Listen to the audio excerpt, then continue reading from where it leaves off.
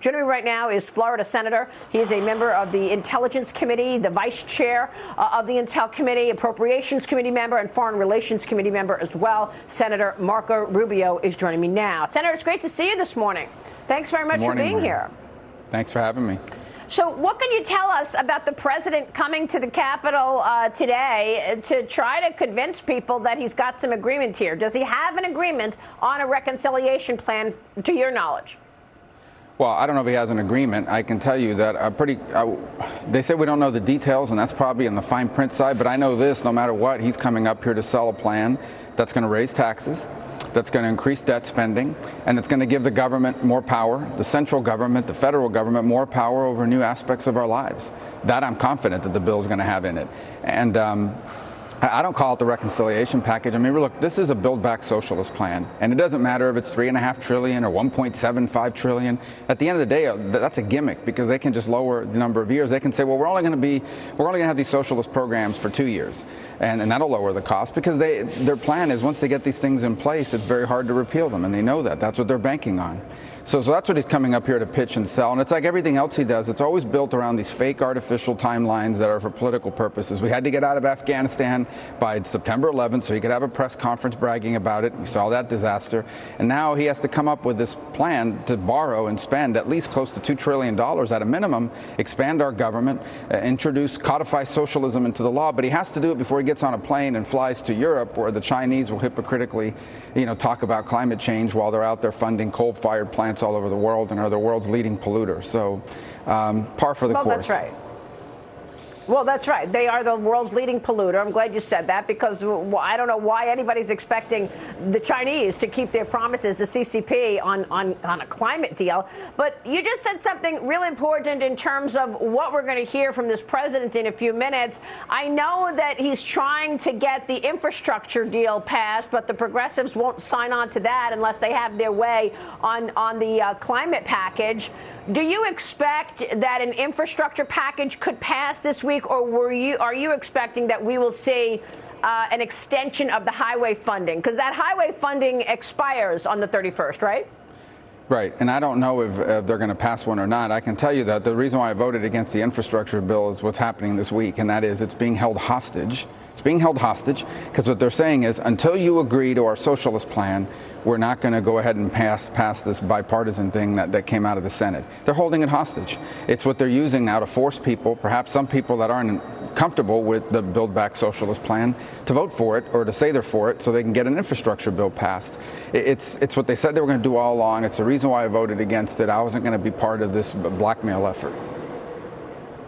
Yeah, and by the way, that took real courage. Thank you for that leadership in voting against the infrastructure plan. I questioned it from the get-go because it's only 11% infrastructure. I mean, for God's sakes, even the money that's going to the Amtrak is not for the tracks, but it's actually for the pension fund at Amtrak. So it's all gimmicks, and I don't know why you would vote for something that doesn't have a dime for border wall construction, doesn't have a dime for the infrastructure that we really need. But I want to talk about the infrastructure around Amazon. Amazon is under fire following a report in the New York Times, the report accusing Amazon of shortchanging new parents, patients dealing with medical crises and other vulnerable workers on leave. Senator, you're calling on the president and the Department of Labor to investigate Amazon. What do you want to say? Well, I think this is just another example of woke hypocrisy, right? So you have these companies out there that spend all day virtue signaling and lecturing us and putting up their little banners and censoring speech and doing all these sorts of things.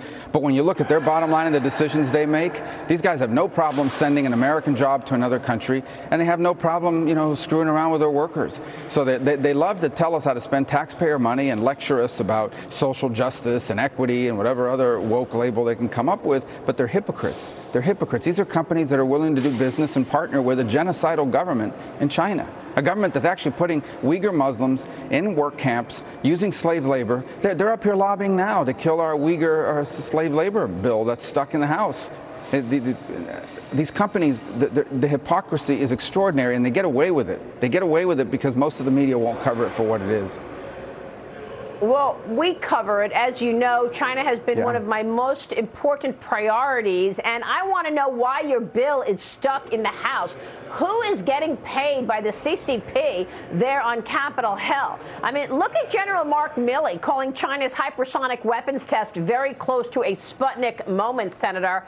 This from the guy who called his counterpart in China and told him, we're going to give you a heads up on whatever we do with regard to China.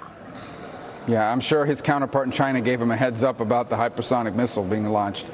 But here's what I would add to all that, and that is, I don't know if someone's getting paid. I can tell you what this is true. The Chinese Communist Party has developed an expertise. They have refined and really mastered the art of deputizing American corporate class to come to Washington, D.C. and be their lobbyists. And what they tell them is, hey, look, you have 2, 3, 5% of the market share in China's 1.5 billion people. You want to keep it? Then go to Washington and get your member of Congress to block it, or your key member of Congress to block it. So this place is full of people that love to talk tough on China, but when the rubber meets the road, they're not there. And the reason why they're not there is because someone gets to them and says, hey, this is bad for business, this is not a good thing. We know the companies that have either openly or secretly been out there lobbying. You know, Nike's tried to kill this and others as well. We've had some chambers of commerce do it. All of them because they're making money in China, and they don't care if it is being produced, the products that they're sourcing are being produced by slaves. They don't care because it helps their bottom line and their quarterly earnings and everything else. And they've got American politicians doing their bidding under the guise of either secretly or under the guise of economic growth. Well, how disgusting is that? I mean, you have been pushing rules around investing and not investing in Chinese companies now for years.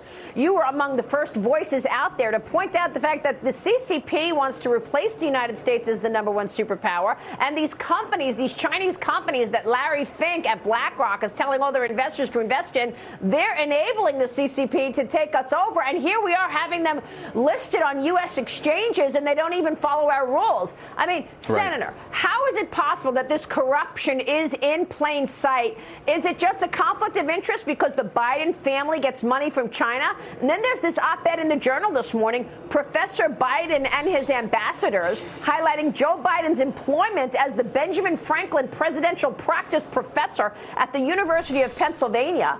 The op-ed notes that Biden was paid more than a professor for what he has been called a very vague job. He got $317,000 from the University of Pennsylvania, and now he wants to make the president of the university his ambassador to Germany and the chairman of the university his ambassador to Canada. What is this about, a quid pro quo? Yeah, usually those posts are reserved for donors, and they've given a little bit of money. Some of these people have, some of them have given none. But I think the question is, because this is now a pattern, right? If this was an isolated incident, it would be one thing. But I think you look at it and say, all right, you got this job, they paid you a good chunk of cash to do it, and now the person who got you the job is suddenly going to be an ambassador to Germany and these other posts that they're now thinking about. So look, it calls into question when you put it in line with all these other things that have gone on with the president's son and with others. I think it's important to remember the corporate party in America is the Democratic Party. I mean, look at the donations. All people got to do is go online and look at the donations, look where the money went. Wall Street gave more money to the Democratic Party. The wealthiest zip codes in America voted for the Democratic Party because at the end of the day, they have another thing they've mastered is the art of saying one thing and doing another. They protect the American corporate class and big business because big business pays homage. It does what it needs to do on the woke side, and there's big money involved. Look, in this rotating cycle and revolving door of people leaving government, getting cushy jobs outside, coming back in again, all through corporate America. Yep. It's incestuous, and they figured out how to play it, and they play it very well, and it didn't get any coverage either, except in networks and stations like yours. Yeah, well, they really let down the American people, I'll tell you that much. And what a letdown from these woke CEOs, and a letdown from the media for sure. Wow. Senator, real quick before you go, when I promoted you were coming on, I posted a shot of you back in the day playing football. You still playing football? No, well, no, I like to watch it more than play it these days. At this point, my sons have gotten stronger faster than I have, so I can't play with them anymore. And I don't want to rupture my Achilles and wind up in a wheelchair and in crutches for a month and a half. God. So it's a lot more fun to watch these days.